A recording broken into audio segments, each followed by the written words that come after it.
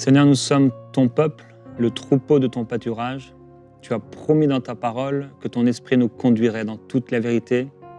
Tu as promis que tu seras avec nous tous les jours jusqu'à la fin.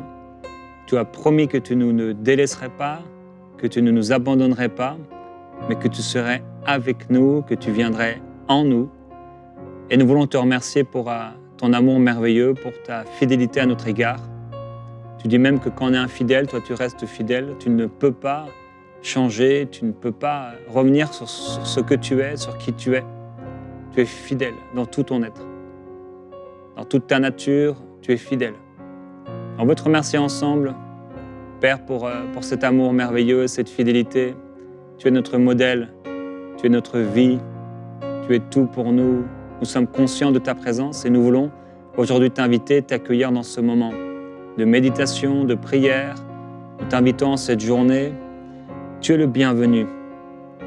Tu es le bienvenu, Père. Non seulement le bienvenu, comment pouvons-nous même t'accueillir? Comment pouvons-nous te recevoir alors que c'est toi le créateur de toutes choses? Seigneur, merci pour ta présence. Merveilleux Saint-Esprit, tu es le bienvenu. Tu es le bienvenu en cette journée, tu es le bienvenu dans nos pensées, tu es le bienvenu dans cette méditation, tu es le bienvenu à diriger nos prières, à nous inspirer. Viens nous inspirer, viens prendre la place du roi, viens prendre la place du maître, viens prendre la place de celui qui conduit toutes choses. Viens conduire, viens me conduire, viens diriger, viens me diriger, viens tout conduire. Prends la place, viens régner, Saint-Esprit. Nous t'invitons, nous t'accueillons, Esprit de Jésus-Christ. Toi, l'Esprit de vérité, toi, l'Esprit des 4 vents, Esprit de résurrection, Esprit de joie, Esprit d'amour, Esprit de paix, Esprit de puissance, Esprit de gloire. Nous t'accueillons, Seigneur Jésus-Christ. Tu es le bienvenu, Jésus. Tu es le bienvenu, Seigneur. Nous t'accueillons, oui, je t'accueille en ce jour. Viens tout contrôler, viens tout diriger. Nous t'accueillons, tu es le bienvenu, Esprit de Dieu. Tu es le bienvenu, Seigneur Jésus, nous t'accueillons. Nous t'accueillons. Viens prendre la place du roi, viens régner, viens Jésus, je t'adore, prends la place du roi. Oui, prends la place du roi. Viens régner, contrôler, diriger, te manifester. Viens Jésus, Saint-Esprit, Esprit de vérité. Oui, conduis-moi, remplis-moi, dirige-moi, sature-moi, instruis-moi, éclaire-moi, corrige-moi, avertis-moi. Jésus, je t'adore, toi le roi, le berger. Tu es le berger de mon âme. Tu es le berger de mon cœur, celui qui a touché mon cœur. Tu as touché notre cœur. Tu as touché nos vies, c'est pourquoi nous t'adorons. Nous t'adorons, oui je t'adore, dès le matin, en me couchant. Oui je t'adore, oui je t'honore, que toute ma vie te soit agréable. Tu m'as pris dans la boue du péché, tu m'as lavé, tu m'as racheté, tu m'as sanctifié, tu m'as purifié. Tu m'as lavé avec l'eau de ta parole. Jésus, ton sang m'a purifié. Je suis libre, je suis saint, je suis racheté, justifié, purifié, ressuscité avec toi. Jésus-Christ, tu as vaincu la mort. Tu as vaincu l'ennemi de mon âme. Tu l'as vaincu, détrôné, dépouillé, destitué. Tu l'as vaincu, il a été déshonoré, humilié, afin que je règne, afin que je sois là, ta gloire sur la terre, resplendissant de joie, d'amour et de paix. Jésus-Christ, je t'adore. Tu es merveilleux Sauveur de gloire. Qui est semblable à toi? Qui est comme toi, Seigneur? Aucun Dieu n'est comme toi, aucun Seigneur ni aucun homme. Tu es le seul et le véritable. Tu es celui qui dirige toutes choses et qui soumet tout avec ta parole puissante. Aucun démon ne peut tenir devant toi. Le diable ne peut tenir devant toi. Tu enverras un ange pour le détrôner, le détruire et l'enfermer. Celui qui a rendu captifs les gens, celui qui a emprisonné, rendu esclaves les gens, celui qui a maltraité les gens, sera dépouillé de toute autorité, jeté dans le lieu de souffrance éternelle. Et tu régneras, tu régneras, tu régneras. Seigneur, viens régner dès maintenant dans nos cœurs par l'Esprit de Jésus-Christ, l'Esprit vivant, l'Esprit de résurrection. Tu régneras en nous. Tu régneras d'abord pour 1000 ans et pour toujours lors de la résurrection d'entre les morts. Tu régneras, toi qui as dépouillé l'ennemi de mon âme. Tu régneras, viens régner dès maintenant. Viens régner dès maintenant dans mon cœur, viens régner dans ma vie, viens régner dans mon esprit. Règne dans l'Église, ô Dieu. Règne dans mon cœur, règne Seigneur Jésus-Christ. Dans tout ce qui m'appartient, en fait, tout est à toi. Et tout est pour toi. Seigneur, rien n'est à moi, tout est pour toi. Jésus-Christ, oui, je t'adore. Oui, je t'adore. Qui est comme toi sur toute la terre, ni sous la terre, ni dans les cieux.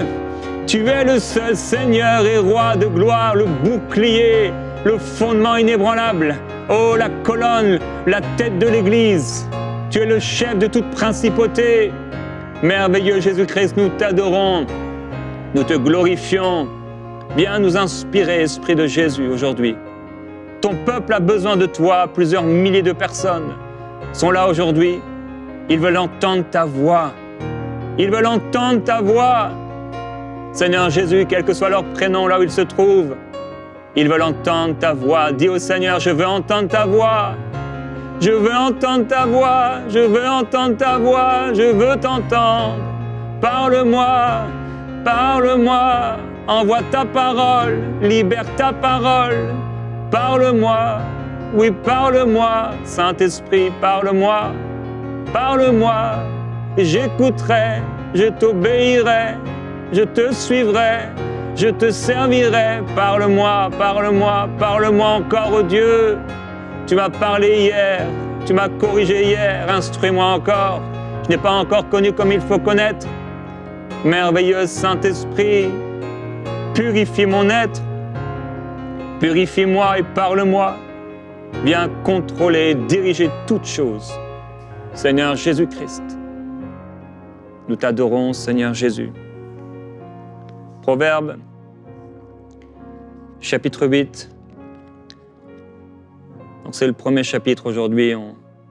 Comme les autres jours de cette semaine, on ouvre 3 passages. 3 chapitres, entre guillemets, au hasard. Et on va choisir le chapitre qui nous parle. Là, on se sent conduit. Proverbe, chapitre 8. C'est la sagesse qui parle. Et je pense déjà que je vais choisir celui-là, mais on va voir. Un autre passage. Habakkuk, chapitre 2. Il dit, je vais prendre mon tour de garde, je vais me tenir sur le rempart, je vais guetter pour voir ce qu'il me dira. L'Éternel me répondit en ces termes, écris une vision, grave-la sur les tablettes, afin qu'on la lise couramment. Car c'est une vision dont l'échéance est fixée, elle aspire à son terme, et elle ne décevra pas. Si elle tarde, attends-la, car elle s'accomplira certainement, et ne sera pas différée. Le juste vivra par la foi. Et ce passage dit également, car la terre sera remplie de la connaissance de la gloire de l'Éternel, comme les eaux recouvrent le fond de la mer. 2 Thessaloniciens, chapitre 2. Nous vous le demandons, frères, en ce qui concerne l'avènement du Seigneur Jésus-Christ et notre rassemblement auprès de lui. On a prié sur cela. Ne pas nous laisser ébranler, alarmer, que personne ne nous séduise, car il faut qu'auparavant l'apostasie arrive et l'homme impie, le fils de perdition, l'adversaire qui s'élève au-dessus de tout ce qu'on appelle Dieu, qui va jusqu'à s'asseoir dans le temple de Dieu, se faire passer pour Dieu. Mais on doit se souvenir de ce qui a été dit par les apôtres. on sait ce qui le retient. Et alors se révélera l'impie que le Seigneur Jésus détruira par le souffle de sa bouche. Et le passage continue, comment le Seigneur le détruira. Et un encouragement aux Thessaloniciens d'être fermes afin qu'ils puissent posséder la gloire du Seigneur Jésus-Christ. Et de s'attacher au Seigneur Jésus-Christ qui nous a aimés, qui nous a donné par sa grâce une consolation éternelle. Alors, deux passages intéressants, particulièrement 1 Thessaloniciens chapitre 2 et Proverbes chapitre 8, qui résonnent avec la prière qu'on a eue ensemble. Saint-Esprit, inspire-nous. Proverbes chapitre 8, c'est la sagesse qui parle et c'est l'Esprit qui parle. Il dit, moi j'aime ceux qui m'aiment et ceux qui me recherchent me trouvent. Avec moi sont la richesse et la gloire, les biens durables et la justice. Mon fruit est meilleur que l'or pur. Et ce que je rapporte est meilleur que l'argent de choix. Je prie que la sagesse soit notre partage, que la sagesse soit ton partage. Et je vais faire le choix de 1 Thessaloniciens qui résonne encore plus avec notre prière aujourd'hui. J'espérais d'ailleurs dans mon cœur, avant cette émission, cette semaine, que le Seigneur puisse nous amener à penser à l'après, au ciel. 2 Thessaloniciens, chapitre 2, on va le lire ensemble. Si vous avez votre Bible, ouvrez-la avec moi. Vous pouvez même lire à haute voix avec moi. 2 Thessaloniciens, chapitre 2. Nous vous le demandons, frères, en ce qui concerne l'avènement du Seigneur Jésus-Christ et notre rassemblement auprès de lui. Ne vous laissez pas promptement ébranler dans votre bon sens, ni alarmer par quelque inspiration, quelques paroles ou quelques lettres qui nous seraient attribuées, comme si le jour du Seigneur était déjà là. Que personne ne vous séduise d'aucune manière, car il faut qu'auparavant l'apostasie soit arrivée et que se révèle l'homme impie, ou l'homme d'impiété, ça veut dire qui rejette toute loi de Dieu. Le fils de perdition, l'adversaire qui s'élève au-dessus de tout ce qu'on appelle Dieu ou qu'on adore et qui va jusqu'à s'asseoir dans le temple de Dieu et se faire passer lui-même pour Dieu. Quelle arrogance, quelle folie! Ne vous souvenez-vous pas que je vous disais cela lorsque j'étais encore auprès de vous? Et maintenant, vous savez bien ce qui le retient pour qu'il ne se révèle qu'en son temps. Alors, c'est l'Église qui le retient. Car déjà, le ministère de l'iniquité est à l'œuvre, et bien sûr, le Père. Il faut seulement que celui ou celle qui le retient encore ait disparu. Quand l'Église sera enlevée, plus que jamais auparavant, l'homme impie, dans toute son apostasie, se révélera, le fils de perdition.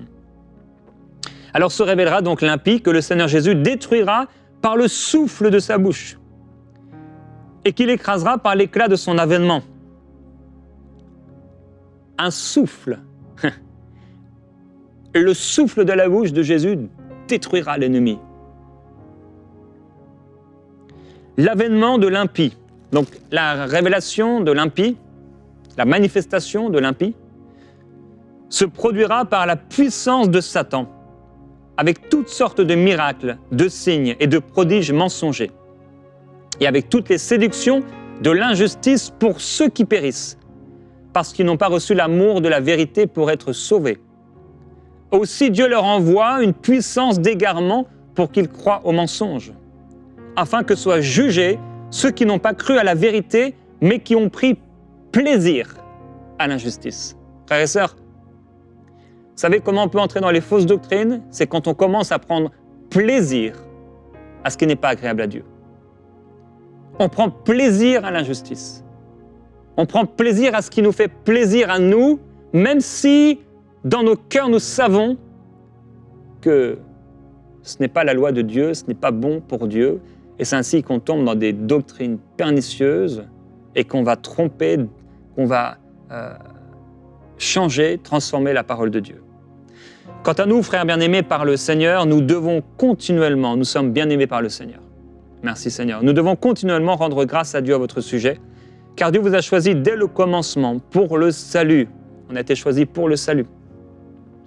Par la sanctification de l'Esprit et par la foi en la vérité. C'est à cela aussi qu'il vous a appelé par notre évangile pour que vous possédiez la gloire de notre Seigneur Jésus-Christ. On va posséder la gloire du Seigneur. Ainsi donc, frères, demeurez fermes et retenez les instructions que nous vous avons transmises, soit de vive voix, soit par lettre. Alors pour nous, c'est par lettre. Aujourd'hui encore, nous avons des hommes et des femmes qui peuvent nous parler de la part du Seigneur de vive voix. Mais avant tout, leurs paroles doivent résonner avec la lettre, la parole, la lettre vivante. Que notre Seigneur Jésus-Christ lui-même et Dieu notre Père qui nous a aimés et nous a donné par sa grâce une consolation éternelle et une bonne espérance, console vos cœurs et vous affermisse en toute œuvre et parole qui soit bonne. Alors avec ce passage, il y a vraiment un avertissement. Un avertissement. Saint-Esprit, on te demande, s'il te plaît, de nous ouvrir les yeux sur ce passage qu'on a lu. Ouvre mes yeux, Seigneur. Aide-moi à penser, à voir tellement plus loin que ce que je connais. Amène-moi dans la révélation des Écritures, par ton Esprit. Je refuse et je renonce au nom de Jésus-Christ à tout esprit contraire. J'accueille l'Esprit de Jésus. Seigneur, merci. Alors c'est vraiment un avertissement pour cette Église et pour ses croyants de ne pas penser que le jour du Seigneur est déjà arrivé. Et même si aujourd'hui ce n'est pas vraiment la mode, on va dire, vous savez, il y a des modes dans l'Église et dans le monde. Mais je crois que cette mode va revenir en disant que en fait, le jour du Seigneur est déjà là. Et en réalité, si on y réfléchit bien, beaucoup d'églises et de plus en plus disent qu'en fait, le jour du Seigneur est déjà là. Il y a des doctrines qui disent qu'en fait, on est déjà comme dans une sorte de millénium où c'est Jésus déjà qui règne à travers l'Église. Et l'Église doit donc vraiment prendre toute sa place dans toutes les sphères de la société et c'est ainsi que Jésus va régner. Alors, oui, non, faisons attention, le jour du Seigneur n'est pas encore là. Le Seigneur n'est pas encore revenu. Mais plus que cela, on doit être conscient qu'il va avoir l'avènement du Seigneur Jésus. Et on va être rassemblés auprès de lui, ça s'appelle l'enlèvement de l'Église. L'enlèvement de l'Église, ça c'est notre espérance. On va être enlevé avec le Seigneur de manière surnaturelle, ça va être extraordinaire, ça va être puissant. Et des fois, on est peut-être dans des grands rassemblements de chrétiens. Et des fois, vous savez, il y a des chants où on peut regarder ça sur YouTube ou ailleurs. Et il y a des chants magnifiques en anglais, en français ou autre. Et on voit toute une foule qui est là en train de chanter le même chant, comme le chant Alléluia, par exemple. Et on se dit, waouh! Et si on regarde, ou alors on est à l'intérieur, on se dit, c'est extraordinaire. Vous savez, il y a quelque chose de spécial quand il y a un grand nombre de personnes qui sont assemblées pour adorer Jésus-Christ. À ce moment-là, nous serons des millions et des centaines de millions à adorer le Seigneur Jésus-Christ ensemble. Ça va être extraordinaire. Et il y aura l'avènement du Seigneur dans toute sa gloire et dans toute sa puissance. Quand Jésus est apparu à Marie à la sortie du tombeau, elle ne pouvait pas le toucher, mais elle l'a vu, non pas dans la condition de gloire dans laquelle il va revenir. Je crois que même Pierre et les autres, quand ils ont vu Jésus, Paul, ils n'ont pas vu Jésus dans toute sa gloire, même si la gloire que Saul de Tarse a vue sur le chemin l'a fait s'écrouler sous la gloire et la puissance du Seigneur. Mais quand Christ, je crois, va se révéler, quand il va se manifester, ce sera avec une gloire sans précédent. Sans précédent. Et tous les genoux devront plier. Et avant cela, il va venir chercher l'Église. Et on va se retrouver en sa présence, rassemblés. C'est pourquoi si tu as dans le cœur un problème avec quelqu'un, dans ton cœur de la haine contre un frère, tu ne peux pas être rassemblé avec lui si tu as de la haine dans ton cœur contre lui. Le danger, c'est que tu puisses rester sur la terre parce que tu as dans ton cœur la colère et la haine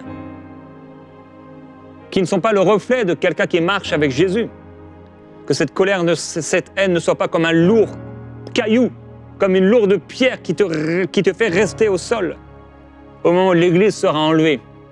Parce qu'à ce moment-là, tu souffriras, et tu seras sauvé, oui, mais ce sera au travers du feu. Avec l'apostasie qui arrivera de l'ennemi, etc. Qu'on puisse être enlevé. Et il y a un appel, un avertissement, un grand avertissement, donc à ne pas nous laisser séduire d'aucune manière. Vous savez, les modes changent, et il y a des doctrines qui sont dangereuses.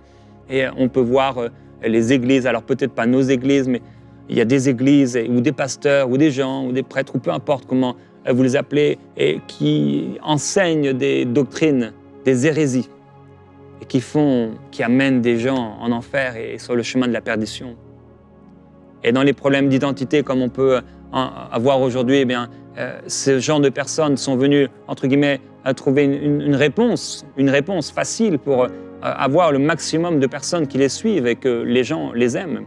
Et ils vous apportent des doctrines en tronquant la parole de Dieu. Et ce sont des hérésies devant des gens, des hommes et des femmes qui s'entraînent dans des questions identitaires. Mais le Seigneur Jésus-Christ t'a donné une identité. Il créa l'homme et la femme et il les bénit. Il leur dit « multipliez-vous ». Alors, faisons attention de ne pas nous laisser amener à des doctrines contraires à la parole. Et à bien se souvenir de la parole. Et se rappeler que cet impie se révélera, mais Jésus le détruira et il l'écrasera. Et il y aura, vous savez, toute la puissance de Satan, donc qui va se manifester, des miracles, des signes, des prodiges mensongers, des séductions, pour ceux qui n'ont pas reçu l'amour de la vérité. Est-ce que tu as reçu l'amour de la vérité? Ou est-ce que tu as, comme il est dit ici, pris plaisir à l'injustice? Comment des gens qui étaient dans nos églises sont tombés dans des fausses doctrines? Comment ils ont pu penser, alors que la Bible dit clairement les choses, des doctrines pareilles? C'est écrit noir sur blanc que ces gens n'auront pas de part dans le royaume de Dieu, que Dieu trouve cela abominable. Mais eux, ils prennent la parole et séduits par l'amour qu'ils ont de l'injustice, par leur plaisir de leur injustice. Le diable vient et leur suggère, Dieu a-t-il réellement dit? Et les voilà qui trompent, qui changent la loi de Dieu. L'homme impie, il changera toute la loi de Dieu.